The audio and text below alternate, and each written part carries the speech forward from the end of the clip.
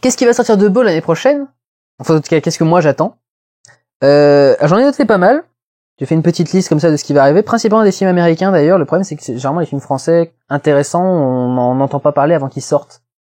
Je sais pas si vous avez remarqué des trucs comme ça, mais les films américains sont annoncés genre 1 an avant, alors que le truc est même pas encore commencé à filmer. Les films français, ils font de la pub 1 semaine avant la sortie. Je sais pas s'ils ont encore compris qu'il fallait préparer un public à un film. Qui a retué Pamela Rose? Personne n'est au courant qu'il est sorti. C'est quand même con. Intouchable, pareil, ils ont fait la pub genre 2 mois avant qu'il arrive. Enfin, voilà. Heureusement, ça a marché, mais enfin, il y en a d'autres pour lesquels ça marche pas. Donc voilà, je sais, il y aura sans doute des bons films français cette année, mais je sais pas s'ils vont sortir ou pas, je sais pas quand, donc voilà, je le saurai quand je verrai les bandes annonces et que j'irai au cinéma pour les voir. On attaquera assez fort dès la 3e semaine de janvier avec Django Unchained, nouveau film de Tarantino, que j'ai assez hâte de voir pour savoir s'il va vraiment réussir à rester un réalisateur aussi innovant du début à la fin. Déjà, il y avait des choses qui se reprenaient un peu dans Inglourious Basterds par rapport à Kill Bill, mais il y avait suffisamment de choses neuves et intéressantes et de scènes extrêmement fortes dans Inglourious Basterds pour que ça passe. Là, pour Django Unchained, faut qu'ils mettent le paquet et j'espère que ça va être bon. Surtout que voilà, il a toujours tourné tous ses films comme des westerns, donc là, si pour une fois qu'il fait un western, s'il le loupe, c'est un peu con. La même semaine sort un excellent film français. Alors voilà. Il commence pas encore la pub, ce qui est quand même con. Moi, je l'ai vu en avant-première. Je vous expliquerai exactement pourquoi quand je ferai la critique qu'elle sortira. Un film qui s'appelle Paulette. Qui, en fait, est l'histoire d'une petite vieille qui vient d'une cité et qui décide, pour combattre la misère dans laquelle elle vit, avec sa misérable retraite, etc., de dealer du shit. Et comme elle a tenu une pâtisserie quand elle était en activité, elle décide de faire plein de petits gâteaux et plein de machins au shit. Qu'elle vend du coup dans la cité une bonne somme parce que les gâteaux sont super bons et en plus c'est des space cakes. C'est ultra drôle, c'est extrêmement bien foutu et je vous dirai exactement pourquoi ça me pose problème de vous en parler aujourd'hui. Quand il sortira, vous comprendrez tout de suite pourquoi. Le 23 janvier, Zero Dark Thirty, le film de Catherine Bigelow, qui est l'ex-femme de James Cameron, qui revient sur la traque de Ben Laden et la mission qui a permis donc, du coup de l'avoir.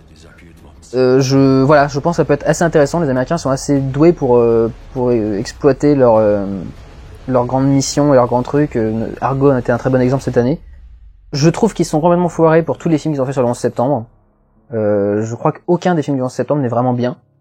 Mais certainement pas World Trade Center. Mais bon, Zero Dark Thirty, ça peut être sympa. Le 20 février, Die Hard 5.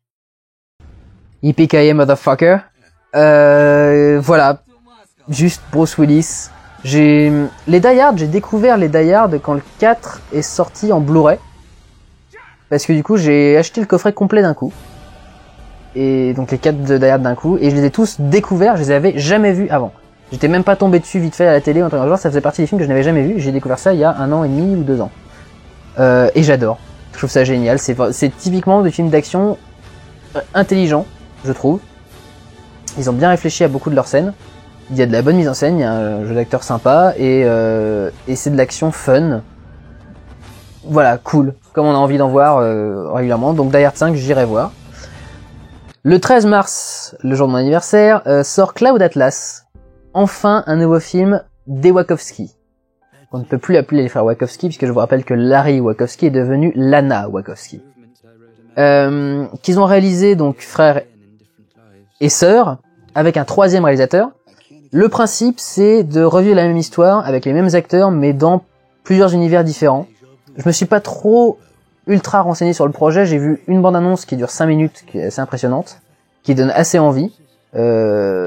Qui a l'air vraiment cool. Enfin vraiment quand j'ai vu le truc, le projet m'a l'air extrêmement intéressant et vraiment bien pensé. Ça changera de Speed Racer. Et voilà. Enfin voir un nouveau film de Wachowski, je veux dire des mecs qui ont fait une histoire aussi marquante pour des générations que Matrix. Il serait temps qu'ils se remettent enfin à faire un film voilà qui marque, qui soit intéressant. Le 20 mars sort Warm Bodies. J'ai mis la bande-annonce sur la page du cinéma de Durandal. Warm Bodies avec Nicholas Hoult qui jouait Tony dans Skins la série Skins, la saison 1 et saison 2, qui joue le rôle d'un zombie qui est donc un zombie mais qui continue à réfléchir un petit peu, et qui tombe éperdument amoureux d'une humaine. Et en fait, la force de cet amour fait que non seulement il ne l'attaque pas, mais en plus, petit à petit, il regagne des facultés d'être humain. Alors, je trouve qu'il y a une critique pourrie à faire là-dessus, c'est Twilight avec des zombies. On ne peut pas considérer, dès lors qu'il y a une créature et une histoire d'amour, que c'est Twilight. Déjà parce que ça avait déjà été fait bien avant, je veux dire, c'est déjà le principe de La Belle et la Bête, par exemple. Mais en plus, je veux dire, Twilight, c'est pas mauvais parce que c'est une histoire d'amour. C'est mauvais parce que c'est une histoire d'amour pourrie. Voilà, c'est mauvais parce que c'est une histoire d'amour de merde auquel personne ne croit à part celle qui l'a écrit.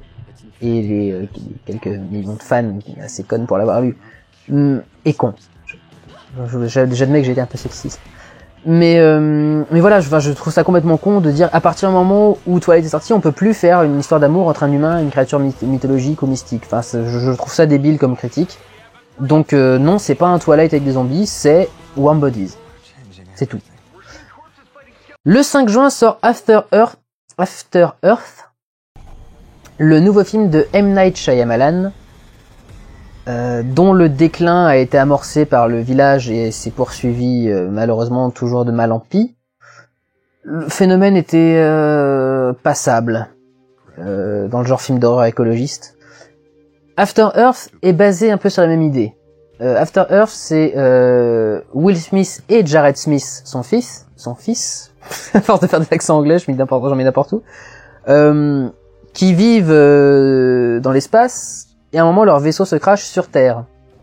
Et sur Terre, en fait, les humains ont été obligés de quitter la Terre parce que toutes les espèces animales ou végétales, tout ce qu'il y a sur la Terre, a évolué de sorte à chasser les humains et à tuer le plus d'humains possible, tellement les humains étaient devenus néfastes à la Terre. Une espèce de réaction de la Terre, les humains sont tellement néfastes à elle que la Terre, pour se défendre, fait évoluer toutes ces espèces de sorte à ce qu'elles défoncent toutes les humains.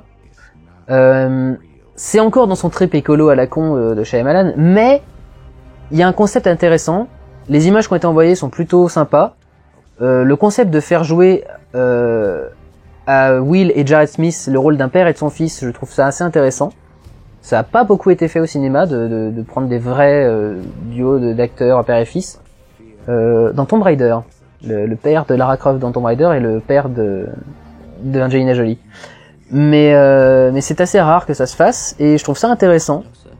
Ça peut être sympa et j'attends toujours désespérément que Shyamalan redevienne aussi bon qu'avec Sixième Sens, Incassable et Signe. Le dernier Maître de l'air était passable, mais il y avait déjà une amélioration. Et j'espère que After Earth sera le film du retour de Shyamalan. En tout cas, enfin voilà, je croise les doigts. Le 12 juin, J.J. Abrams nous sort son nouveau Star Trek, Into Darkness. Le truc, c'est que quand j'ai découvert Star Trek avec le premier film de J.J. Abrams, j'ai tellement adoré que je me suis plongé du coup dans les sagas d'origine. Je me suis fait les 3 saisons de Star Trek première génération, la série télé. Je me suis fait les 5 premiers films. Ensuite, j'ai attaqué les 7 saisons de Next Generation et les 4 films Next Generation, dont le crossover avec l'ancienne génération. Je suis devenu un Trekkies complet et converti, et en même temps un fan de Star Wars, donc je fais pas de jaloux. Le problème, c'est que Into Darkness, manifestement, est centré sur le personnage de Khan, et je déteste le personnage. Je ne comprends pas pourquoi ce personnage est autant aimé par les fans de Star Trek.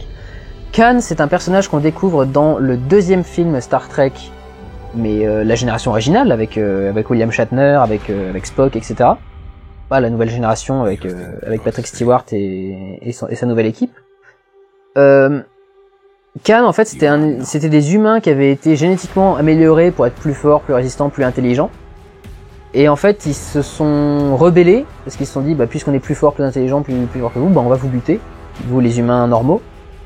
Donc ils ont été enfermés dans une espèce de capsule, mis en hibernation et lâchés dans l'espace, et voilà, hibernation ultra prolongée, qui se réveille jamais, quoi.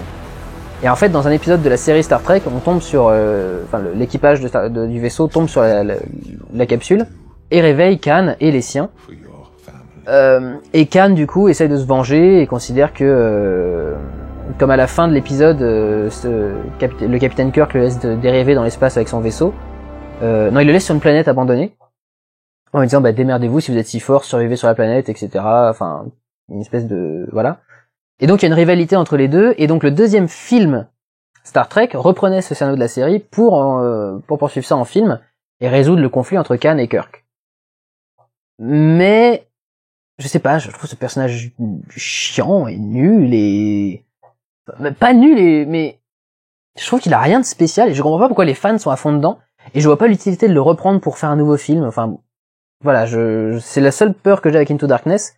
Le problème, c'est que pour l'instant, Abrams veut absolument que les scénarios restent secrets. L'un des acteurs qui est vu dans la bande-annonce du film maintient qu'il n'est pas dans le film. Alors après, ils ont peut-être fait un truc comme Paranormal Activity, genre on a tourné des scènes spécialement pour la bande-annonce pour vous faire croire qu'il y allait avoir un truc, mais qu'en fait, il y sera pas, et donc vous allez vraiment découvrir le film après. Abrams adore garder ses films secrets. Donc pour l'instant, je sais pas si c'est vraiment Khan en fait. Pour l'instant, c'est toujours qu'une rumeur. Même si on le voit dans la bande-annonce, ça reste qu'une rumeur. C'est quand même c'est incroyable. Et si c'est vraiment l'histoire de Khan, ça me ferait chier. Parce que voilà, je m'en fous de Khan et j'ai pas envie qu'on le voit. Enfin bref. Donc on verra bien ce que ça donne. Mais j'attends quand même Star Trek Into Darkness puisque je suis un Trekkie. Mais si c'est de la merde, je dirais que c'est de la merde. Voilà.